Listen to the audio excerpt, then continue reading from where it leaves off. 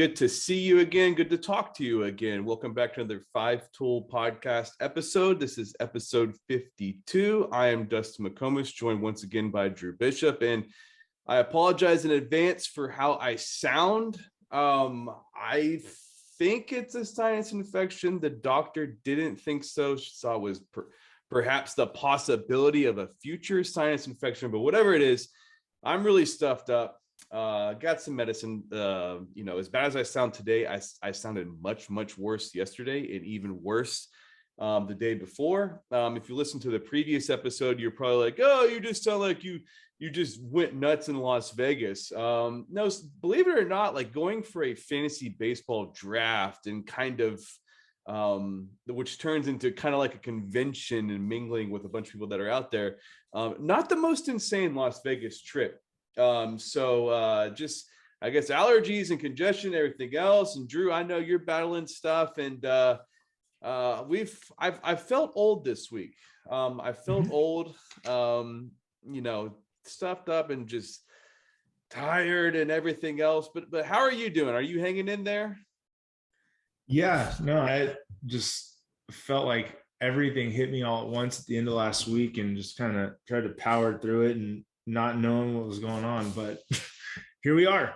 Yeah, we made it to Tuesday, so baseball it is. I'm curious to hear. So obviously I love Las Vegas, and I know you were there for several days, but for a draft, I looked at your team, and I like your team based on how you play, but it is interesting to see like how different the strategy is when you're talking about a roto league versus points. I saw like in the there's a closer went second round to somebody. Yeah. I know like that's definitely normal, or not normal for a points league. No, definitely not. So let me see if I can actually share this. Here we go. So if you're watching on YouTube, you can actually see this lineup. So we'll get into it. I mean, Drew saw a bunch of games, and unfortunately I didn't see any games, and we are going to plan on doing one Wednesday after I saw a game and Drew saw another game. But I might have some family stuff down in Houston, some grandparents in the hospital. Might have to go hang out there. So we'll get to my team. So yeah, you mentioned the closer deal. Because there are so many closers by committees now, because in Roto, you get your basic stats, you get your 5x5. So for pitchers, it would be wins, saves, strikeouts, ERA, and whip. So saves is a category. And because there are so many closers by committee now, and because there's so few top closers, you're seeing in these Roto leagues, a lot of these guys push up the Josh Haders, the Liam Hendrickses, and for me, it was Raisel Iglesias in the third round, Emmanuel Clase, Ryan Presley, Edwin Diaz. And then there's kind of a drop off a little bit. Maybe Kenley Jansen's kind of in that next range. But then after that, your Jordan Romanos and stuff like that, there's a huge drop. So people have been pushing up those closers because you don't know where else you're going to get your saves. In leagues like this, there's free agent ads. So there's always going to be closers that kind of pop up throughout the year. But, if you add let's use an example of like last year, a Kyle Finnegan or a Daniel Bard, like they might get you saves, but they might also kill your ratios, because those guys just aren't very good pitchers. So that's kind of part of the strategy of it, is you got to go into the draft thinking, where am I going to get my saves? Am I going to pay up for a closer? Am I not going to pay up for a closer? So I was pretty pleased with my draft. And once I started studying it a little bit more, I made two big missteps that I was a little bit mad at myself about. But I went into the draft knowing I was going to pick 7th. I said that I was either going to take Corbin Burns or go with the bat Vladimir Guerrero Jr. or Bryce Harper. I ended up going with Burns because in these drafts, starting pitching really gets pushed up, which worked well in hindsight because the second round was just filled with pitchers that flew off the board. So I went Burns in the first, and I knew I wanted Tim Anderson in the second round because I'm a big believer in getting batting average. Because if you get a good batting average base later in the year when you're chasing stats, let's say for me, it's going to be home run and RBI. I'm a little light there.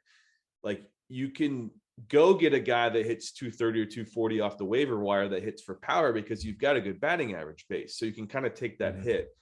So I went Tim Anderson the second, Rafael Iglesias in the third. Came back in the fourth with Nick Castellanos, who I was surprised was still there for me. I mean, he's going to hit cleanup for the Phillies in that park. I think that's 290, 30 homers. You were the one that retweeted it, the spring training game where they were talking about the Blue Jays. Yeah. They're reading the Pete Walker DUI apology during the Phillies Blue Jays spring training game. Pete Walker is the pitching coach for the Blue Jays, and I guess he was picked up for suspicion of DUI in spring training. So they're reading his apology on air in the first inning, and Nick Castellanos hits a homer, which if you don't know the meme or the running joke about Nick Castellanos, he hit a homer during the Reds TV play-by-play guy, the name escapes me right now, was reading his apology on air for saying something very, over the line in a recent game. And then he ended it by saying, and now Nick Castellanos hits a drive. It's now 4-0. And like everybody just kind of turned that to a running meme on the internet. So of course, Nick Castellanos goes deep while they're reading a DUI apology on air. I mean, the guy just it's just impeccable timing and just these funny coincidences. But I went Max Fried in the fourth round. Wanted to get another starting pitcher there. I really, really am high on him. I think he's going to throw a lot of innings, going to get a lot of wins, plays for a really good team. I think there's a next step up there for him. Castellanos after that, which was, I think, a great value there. And then Jonathan India after that. I knew I wanted a second baseman, shortstop, that could run a little bit. He's going to hit the top of that lineup in Cincinnati. I think he's a 20 homer, 10, 15 steal kind of guy. And then just going down the list, you kind of just piece it together as the draft kind of comes to you. JD Martinez fell to me. I knew I wanted him. That's a good batting average base with homers and powers. Needed some steals, got Trent Grisham. I think that he might be a 20 steal guy, maybe 15, 20 homers. Go down the list there. I went heavy third base because it's a weak position. I got Ke'Bryan Hayes and Justin Turner back to back. I think both those guys can hit for a high average. Turner, is going to hit in a good spot in the best lineup in baseball. I'm not going to read the whole draft, but I think it went pretty well. The one area I screwed up was I didn't invest enough pitching late. That's where it kind of got me. So what was your favorite pick? Like the one you're most excited about, like couldn't believe it fell to you, or just getting Castellanos in the fifth round. This is a 15-team league, so and I picked seventh, so you're talking about, I think that was pick 72, I think. That's really good value. Great hitters park, great lineup. He's got a track record of success and a track record of staying healthy. That to me, like I was surprised he was there. I would have definitely taken another starting pitcher there if he wasn't there. But I was pretty surprised with that one. And Jesus Sanchez, who I got really late, I think after pick 250.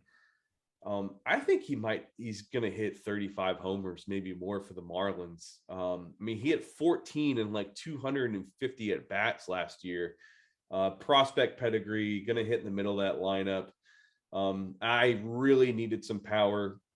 So I thought Lourdes Gurriel was a good value where I got him too, but in hindsight, I should have taken Franmil Reyes to get more homers. But yeah, it was a lot of fun, man. You get in there and it's kind of like, they do like Hall of Fame inductions before the draft, and you start looking around the room and all these guys. It's like the top 1% of fantasy baseball players playing this thing. I am obviously not in that percentile yet, but they'll let you in if you're willing to go and do it.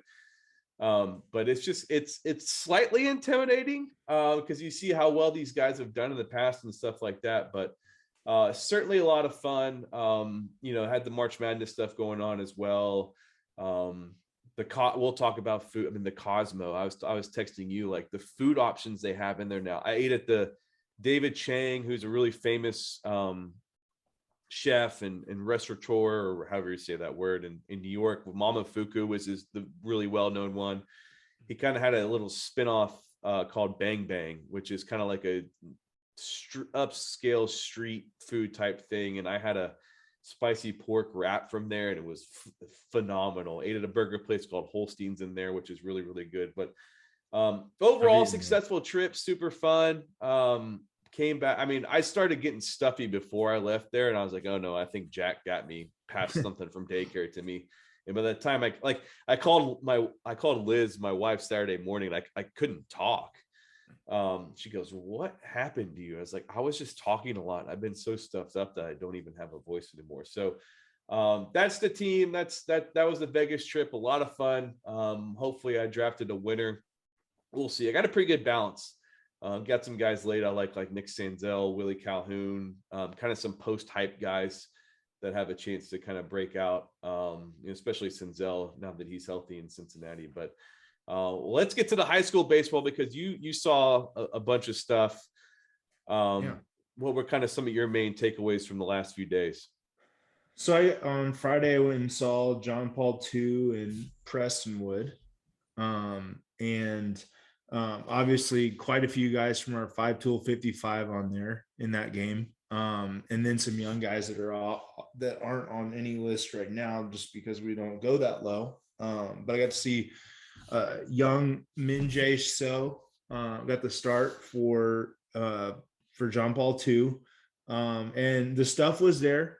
He kind of had some bad luck, some infield hits, some kind of, quote unquote cheap hits, a couple walks, and then he gave up a couple hard hit balls. He didn't make it through he made it through 2 innings and then he was done. But the stuff flashed, like in a big game, a big emotional game like that. I think just ultimately what happened is things got sped up on him, and some of the bad luck got to him. And, he started trying to throw some, he was trying to throw strikeout pitches or strikeout breaking balls on 1-0.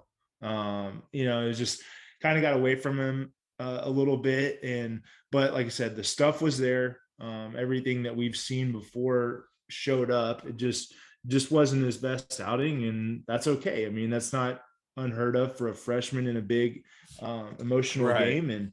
And that's what happened. And, for him, the challenge is going to be just go out and, get better and understand what happened and move on, because that's all you can do if you want to improve.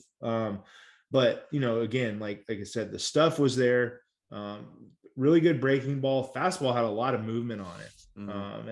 And I think that's probably, kind of what he got away from, was just really throwing the fastball a lot. And, and his breaking stuff is so good that a lot of times it just wasn't for a strike. And I think the Prestonwood guys figured that out and just kind of laid off of some of these plus breaking balls, and waited for something to hit, or ended up going deep in the count and walking. So, that's what happened for him. And, but a credit to the Prestonwood guys, because they realized it. They hit some balls hard. They have a good lineup. Trenton Shaw hit the ball hard. He cruised through 4 or 5 innings on the first 4 or 5 innings on the mound, just attacked. And, before he got into trouble, and maybe I think the 5th is when they first, either the 4th or the 5th was the first hit that they got. But really a lot of athleticism in the game. AJ DePaulo had a good game for Prestonwood. The catch and throw is there for sure. I mean, it's just loud tools. Hit a couple balls hard, moves well behind the plate, throws well. I mean, it's a rocket arm. It's as advertised. So you see real easily why Vanderbilt came in to get that commitment. And the exciting thing for him is that there's still a lot of room to get better. And Trenton Shaw's is a tough guy to catch. So, that was impressive for him. When I say that about Trenton, I mean, his stuff just moves so much. It's nothing straight's come out of his hand. And it's a big, intimidating physical presence coming at you. And he was impressive. He hit several balls hard. Justin Blancfort hit a triple that was smoked for JP2. Bottom of the bottom of the lineup, interestingly enough, was what really started to get to Trenton Shaw. Like 7-hole Jacob Paulson had, let's see, 2 hits and a hit by pitch. I don't know how the first name, but Winiger had 8-hole, had 2 hits. 9-hole Mason Kendi had 3 hits. So it was funny. I think they just weren't trying to do anything too difficult and just put the ball in play, and they found some holes. But both teams are loaded. There's a lot of athletes on both sides. Derek Mitchell got down the line under 4.4. Terrace Murray was under 4.4 a couple times on ground balls. I'm curious to see Louis Broussard. He pitched in the Tuesday game, but I want to see him on the mound. But yeah, there's just a lot of really good baseball players, and the game got interesting late. Prestonwood jumped out to an 8-0 lead after 2 innings, and credit to JP2. They just kept battling and kept coming, and by the end of it, it was a game, and there were some tense moments late. I think JP2 had bases loaded, and Trenton Shaw ended up getting out of it, but it was a heated game. Like, you can tell that there's some emotion there, and a lot of good players. So that was a fun game to see. And then Saturday I went to see Geyer play Argyle over at Geyer. And again, some good young players, one of our favorites, JC Davis. Poor JC. I think we figured out, like, every time I have the camera on, it's not his thing. As soon as I turn it off, he's like extra base hit or really good play or whatever. So I told him I'm just going to stop filming him, but I'll never stop loving watching that guy play, heads in the game, just high baseball IQ, plays 100 miles an hour all the time. You can tell he's, even if he went 0 for 4 with 4 strikeouts, he's going to find a way to contribute to a winning team, just because he's in the game and coaching guys, moving guys around, knows what the score is, always looking for extra outs when he's on defense. Park Prater, another good game. He had some really good contact, ended up hit a home run that, didn't end it, but, probably put the game out of reach in extra innings. They ended up going really deep into the game. And then he came back and got the final outs in the last inning on the mound. But really impressive outing by him. Just really good contact. Hit some balls hard against 2024 right-handed pitcher from Geyer, Jack Hickerson, who is as advertised. There's some really good stuff coming out of his hand. It's a little different, a little funky, but in a good way. It's just it's not a conventional look if you're hitting. Doesn't throw exactly like this guy, but I'm sure you remember Eddie Degerman from Rice. Yeah. So kind of like him, it's just a little bit unorthodox, but it works, and it's nothing alarming when you see it. I don't think it's like an injury risk type thing, but it's different, which is good. I know a lot of college programs really like to get a guy like that that's just a different look. And he flashed a couple good pitches. Argyle started another 2024 Hudson Emeterio, I don't know. But he was impressive because he was up to 89 from the right side. Wow. Good body, and spun some good breaking balls. And what I like the most is he threw a couple right on right changeups that got some ugly swing and miss. It was really impressive. He gave, I think, at one point he'd given up a couple of runs, but he'd only given up a hit. He gave up an 0-2 hit to Texas commit Lane Allen. I think he just hung a breaking ball and Lane hit it in the gap. But man, like he had a good outing. Like, you could tell they weren't squaring him up very well. And I know he's had some interest from some D1 schools, but it was exciting to get out to see him throw fastball to both sides of the plate. And it's not straight. There's definitely some run to it, but so it's going to be interesting. I'm excited to see him play more this summer. But those are two good teams. Like, Argyle had every chance to just kind of give up and lay down, and Geyer was coming off of an emotional lost the day before after splitting. That sounds like they had a lead on Prosper and gave up a walk-off grand slam to, that's tough. to freshman Luke Billings again. Of course, having a good year. Clearly. He's got a chance. So Geyer beat Prosper pretty good early in the week, and then had a lead on Friday and lost, and then I think they were experimenting with some lineup stuff, so not all their everyday guys in the lineup on Saturday. But man, you can tell, different levels, different classifications, but both teams are gonna have a chance to go pretty deep. Geyer's physical, outfielder Parham, coach's son, who he's going to have a chance to play at the next level.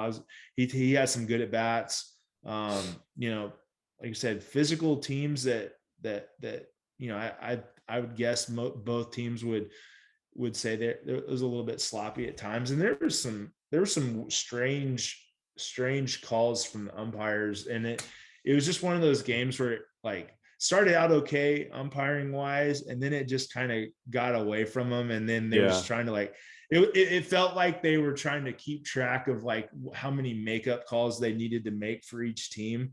And so that was just they'd call something that was outrageous and one side's going crazy, and then they're like, that was a little bit too much, so I got to correct back the other way. And but credit to Argyle, man, they stayed in there and battled, and Colton Rockmore hit a couple balls hard. He was impressive. So I really like both teams, and both teams have some guys that are going to be able to play D1 for sure. And both teams, I think, have a chance to do something in the playoffs.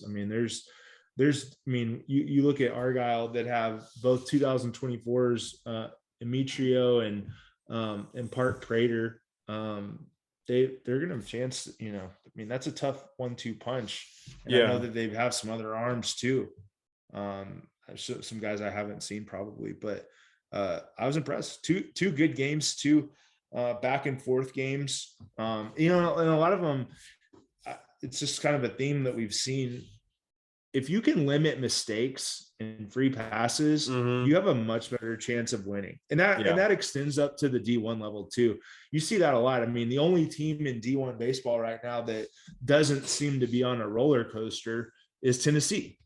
And, it's tough, everybody, it seems, is just, there's not a whole lot of complete rosters. Texas took a hit with Tanner Witt going down, and I still don't think they've had a total chance to reset and recover, and they're still in the process of moving some guys around in the pen, and it's just kind of part of it. There's not that many teams that are complete, really, is what we're saying, and a lot of them, if you look at it, I would imagine, this is a duh statement, but if you can play clean baseball and not make mistakes, you're going to win. It's just kind of the bottom line right now. And those mistakes tend to, at least in a lot of the games that I've seen, tend to be what is the difference in the game. Mistakes and walks. And you mentioned Tennessee.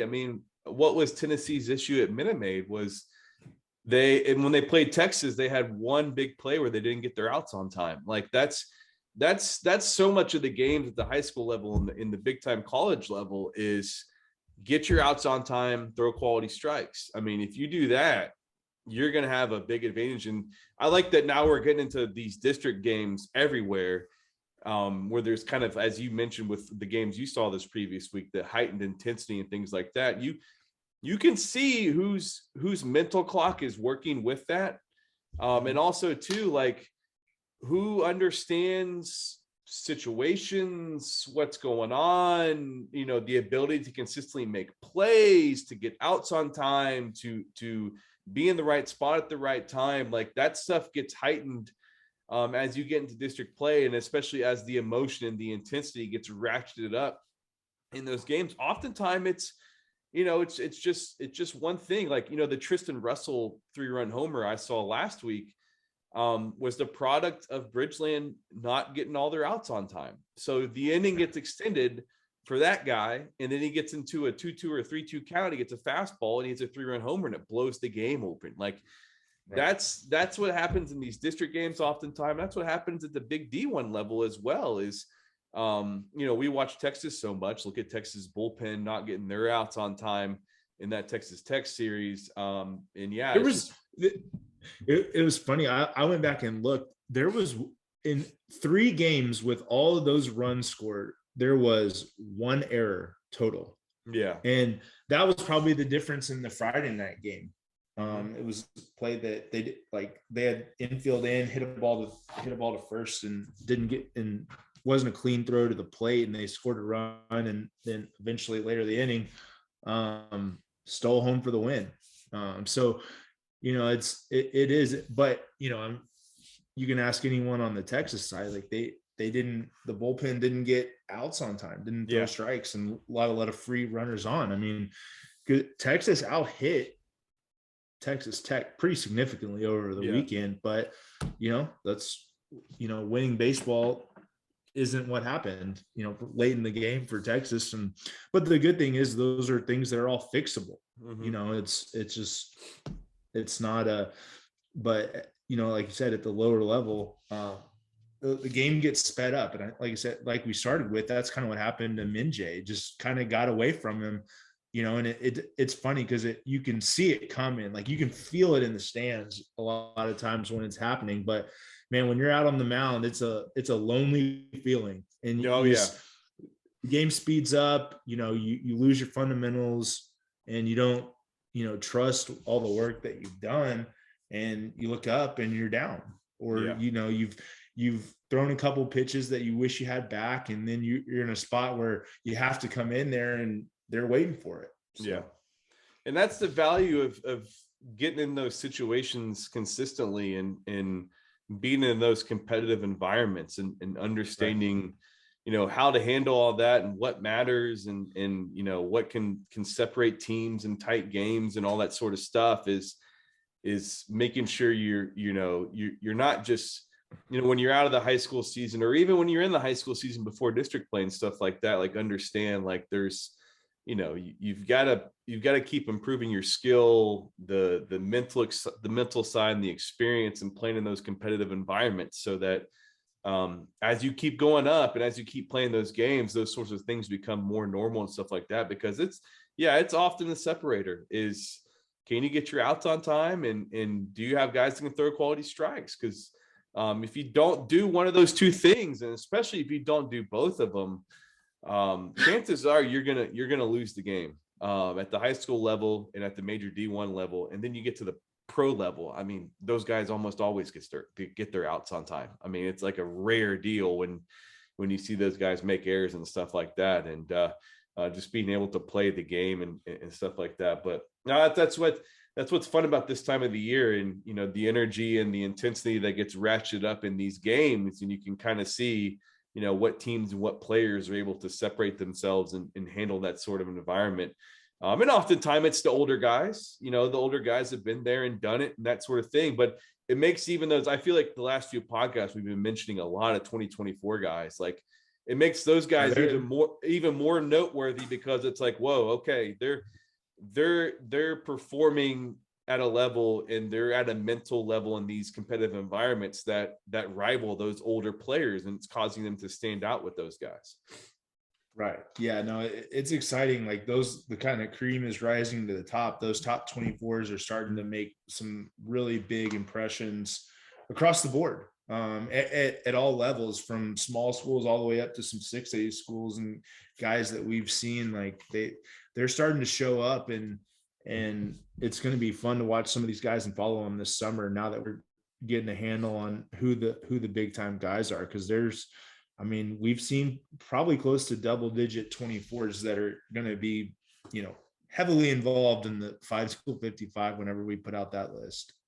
Yeah, it's one of probably one of the best parts about getting out to all these games is seeing those. Because if you're a 24 and you're starting on varsity, and especially a lot of these programs that we go and watch, it means you've got a chance to be a really good player, because there's a lot of these programs that have a bunch of veterans that have played and stuff. And coaches, often lean to those guys because they know what they're going to get from them. They've seen them in that environment before and things like that. Like I'm thinking of programs like, I watched like Travis a couple of times, and they just have so many guys that they've got guys in their bench that could go start at a bunch of places. But, it just goes to show that if you're a sophomore or even a junior at a lot of these places and you're playing a pivotal role at the varsity level, it's really good information, especially for us. And as we get into the summer, it's like, okay, I remember watching this guy, really standing out at the varsity level for a really good program.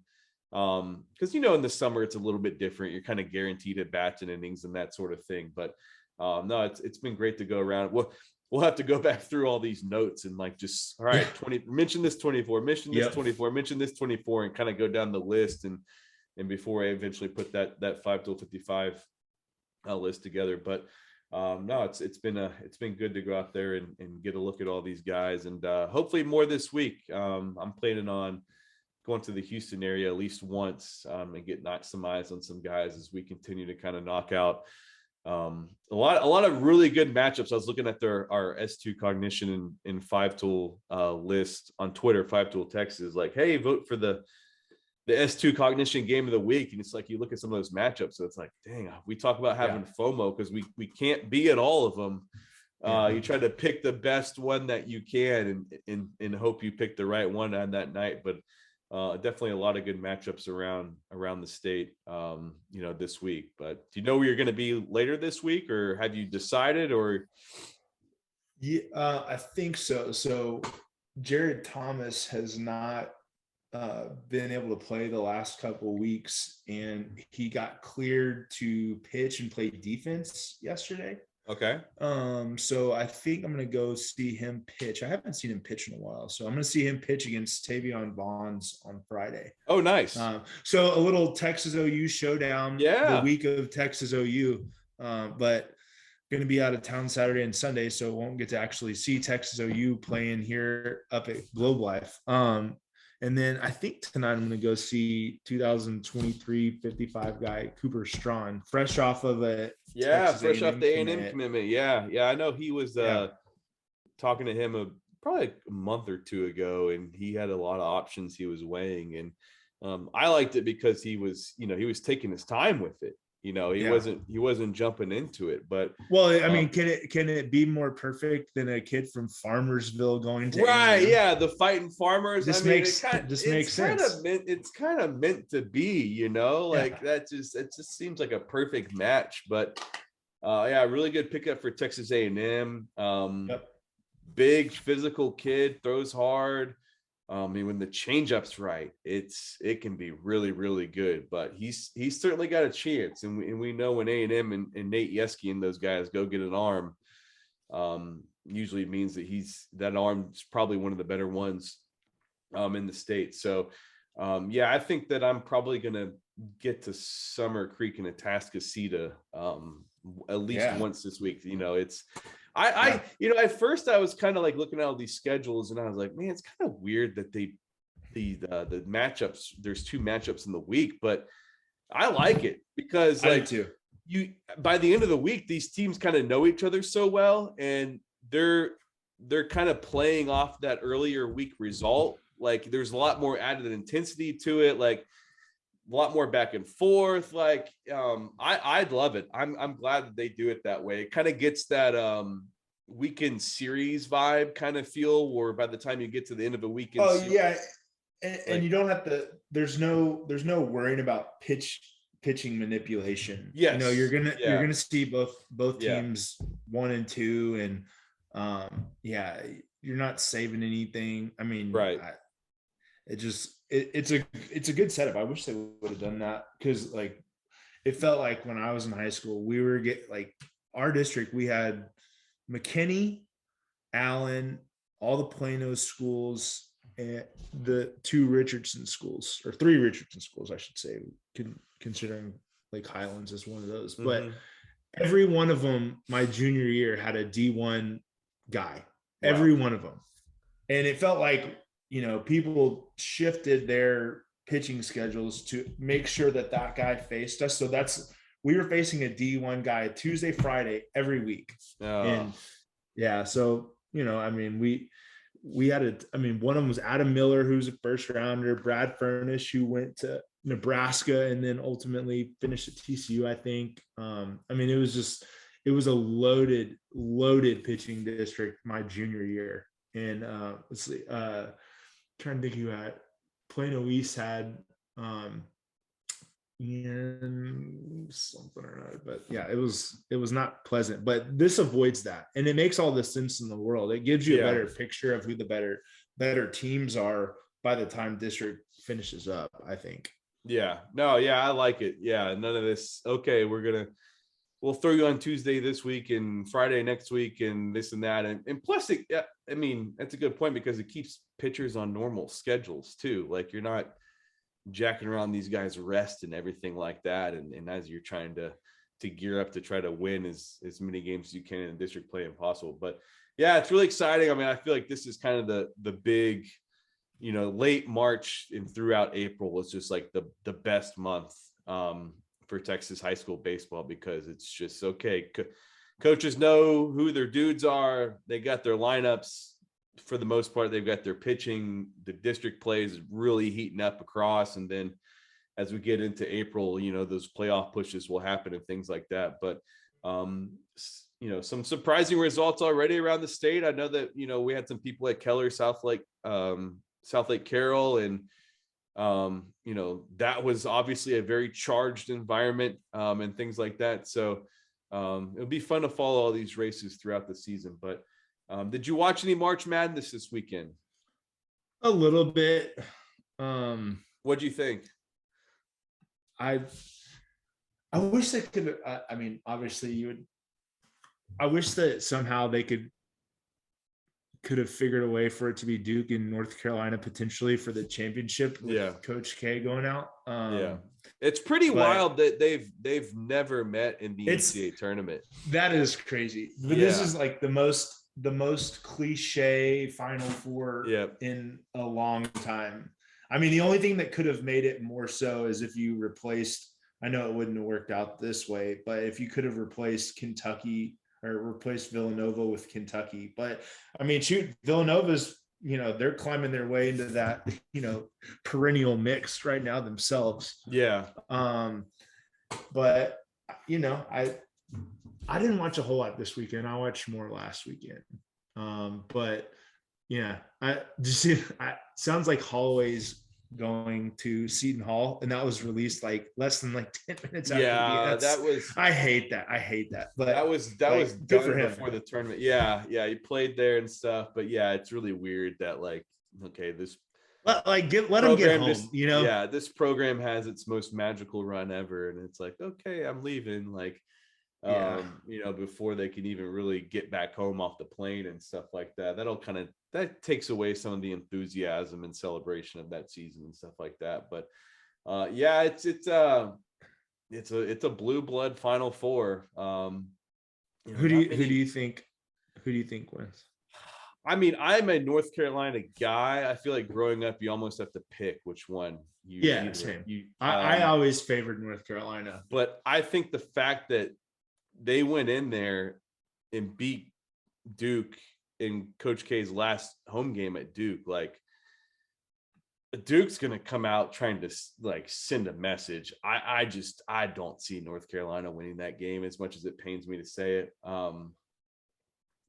They've got a lot of reasons to be really ratcheted up for that game. And then with the Justin Moore loss at Villanova, Villanova was using basically a 6-man rotation. Now you take away arguably their best player. I think Kansas will be too much to them. It'll be Kansas Duke in the final. And it would be tough to pick against Duke in that scenario, which kind of makes me cringe thinking K could go out as a winner in his last season. But they're playing really well. Those games this week weren't as competitive as I hoped. But it should be a really exciting Final Four. Where is the Final Four? It's New Orleans. Yeah. So, and I guess do they do that? They do that in the Superdome. I hate that they do it in football stadiums. I know. It's just the backdrop. It doesn't feel right. Well, it's it takes it. There's some adjustment. I agree. Don't like it. Yeah. Whatever. So Don't ask me. Yeah, exciting month for sports. This springtime here as it starts to warm up. I know it's getting warmer down here, although it's starting to get cool again today, which isn't helping me. I've got my big fantasy draft starting Friday. Oh, nice. All right, we do a slow draft. Slow draft. Slow draft. I kind of like. I've done some slow drafts this year. I kind of like it. As long as you don't have people in your leagues that are just stalling to wait and see if news happens. Because we still are at that point where it's like we could be some wiggle rooms with rosters or injuries or perhaps a trade here and there. Well, the slow draft's good for like people with kids and different job schedules, and we have people in different parts of the country, like us. Like we drive a lot, so you kind of are away from your computer and stuff. There's one guy in our league that you get stuck at every time. Like we have a meme that gets passed around all during draft season. So what kind of clock are y'all working with? Is it like the honor code clock, or do y'all actually have a clock? You have 24 hours. Oh, 24 hours. Oh, 24. Sheesh. You guys might not finish before the time the season starts. Well, it's a keeper league, right? So there's not that many players. It's a couple. It is a keeper league. It's not a big long draft. Okay. Yeah. So I mean, I have always been the record setter for like quickest pick, because I'm the guy that's like, you're ready. I'm hounding. And so the guy that takes forever to pick, like only one person in our league like really knows him. And like he's the manager of like a Home Depot, so he's just like away from his phone, and then he's got at least one little kid, but so he's just away from his phone a lot. And like he doesn't know us, so it doesn't bother him to like have all of us blowing up his phone, because I don't even know if all of us have his phone number. But there's one guy we're like, come on, Rod, like get in Hedges, get him to pick, let's go. Like we're ready. Like everyone's like. And then there's some people that go to sleep early, myself included. So like they know that if it like gets past a certain time, they're like, well, we're done for the night. So everyone can like go to sleep. So anyways, don't be the guy that takes the full clock on the slow draft. But good luck with that. You know where to reach me if you need any assistance. But those not points that I will, because hey, I got blown up by guys. Yeah, well, mentioning that. Calling out my 5-tool draft strategy. It's like, well, you're kind of seeking me out for some help with your keepers and stuff like that. So this is it's a whole different ball game. We're talking high school kids versus pro guys. Why would I not consult an expert? We've got one guy in our league that is like, this guy just takes everything to the max. Like he's a lawyer by trade. Okay. And we have a commissioner and an assistant commissioner, and those two guys, like leading up to the draft, take a beating from him on like rule proposals. Yeah. And like it's gotten to the point, like this guy does so much research, like he can't do anything like not 150%. Like he just can't. It's not in his DNA. And like it gets to where like every time he proposes a rule change or update or something, we're like, wait a minute, like what's he up to? Like this is something that he's trying to exploit. And it's just like, but the commissioner and assistant commissioner just get bombarded by rule proposals at this time of the year by him. So it's that season, so it's almost like we need to get started just so we can stop hearing these rule proposals. And so you can finish before the games begin. That's a big crunch time before. That's a week from Thursday, I think, is opening day. So that'll give us even more baseball to watch. In between high school games and playoff run, district play, and all that sort of stuff. But that's a good place to stop. Wrap up episode 52 of the 5-Tool Baseball Podcast. Drew and I will be at games throughout this week, and hopefully the next time we talk to you, I will sound better and not as stuffed up in miserable sounding.